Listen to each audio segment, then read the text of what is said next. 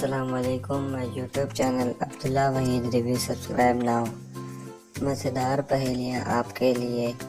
सवाल नंबर 1, इंसानी जिस्म का वो कौन सा हिस्सा है जो चोट लगने पर सबसे जल्दी ठीक होता है?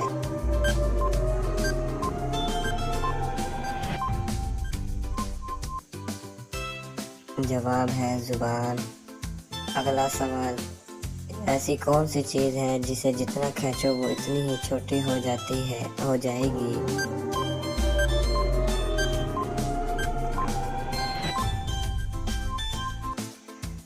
इसका जवाब है सिगरेट, कि जितना खींचे उतना छोटी हो जाती है। अगला सवाल, वो कौन सी चीज़ है जिसका साया नहीं होता?